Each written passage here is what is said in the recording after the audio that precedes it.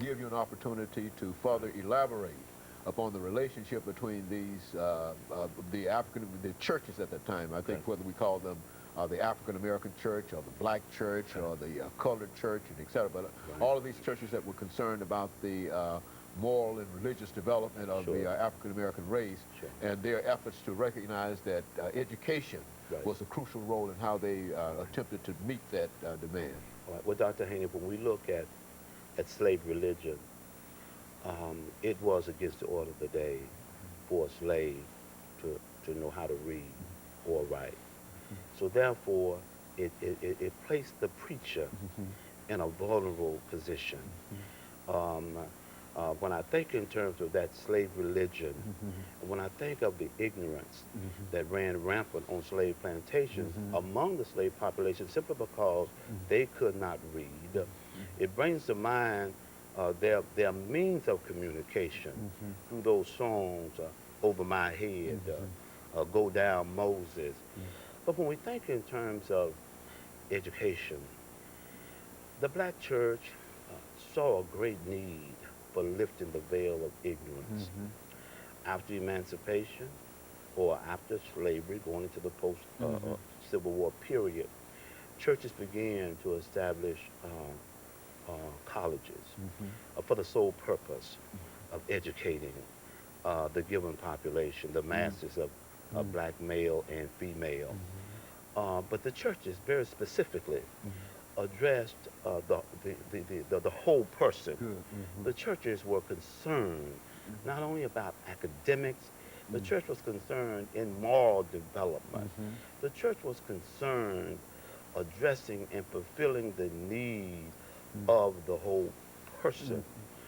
And certainly, as Du Bois said very vividly, uh, as he philosophized and within the many books that he wrote during his lifetime, I remember he said among the black race, there is a talented 10. That talented 10 was nurtured and trained by way of our black institutions.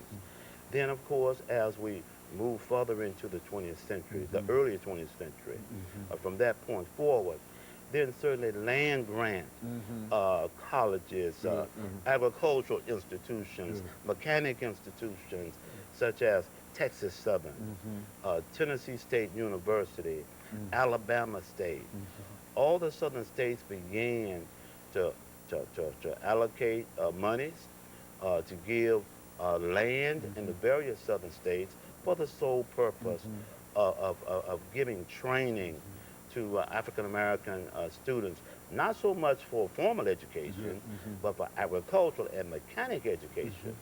When we think in terms of Tennessee State University, at its inception, it was to offer a mechanical or an agricultural type of education for the Negro all across Tennessee.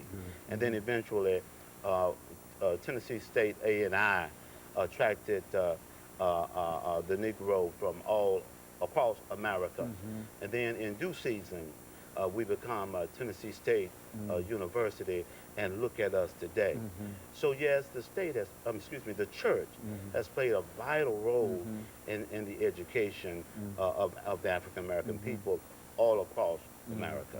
You know, one of the things that, and I think you mentioned Mr. Du Bois, and I'm often reminded of that great discussion between Mr. Du Bois and Mr. Booker T. Washington Yes, sir. in terms of the status and the place for the African in American education.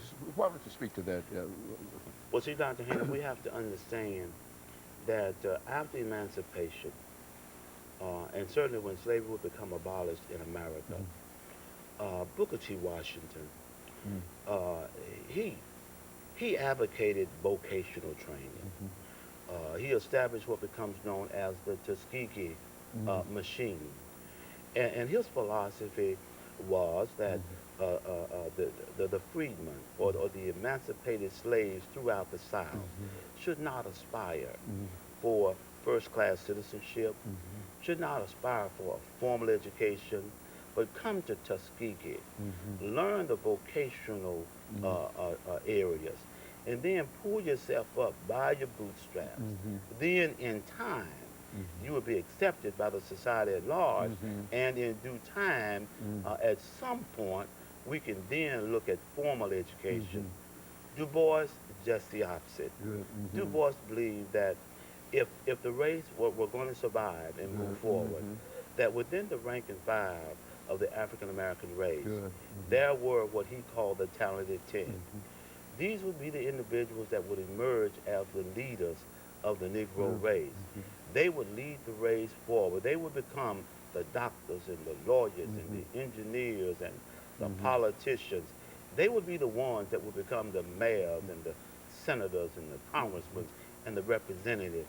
So he totally disagreed with Du Bois.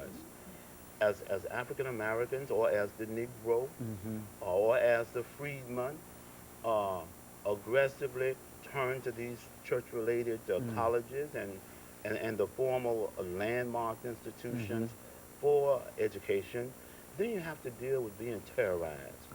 Terrorized by certain groups such as the Ku Klux Klan, or the White Citizen Council, and other terrorist groups throughout the South who wanted the Negro to stay in his or her place.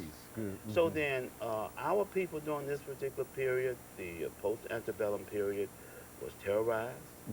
Um, some even lost life, lynched, mutilated, castrated, all because acquiring an education made them a threat to the status quo throughout the South. And you get into this notion, a smart Negro. Um, you get into this notion, arrogant, too big for your britches, becomes a threat to the powers that be.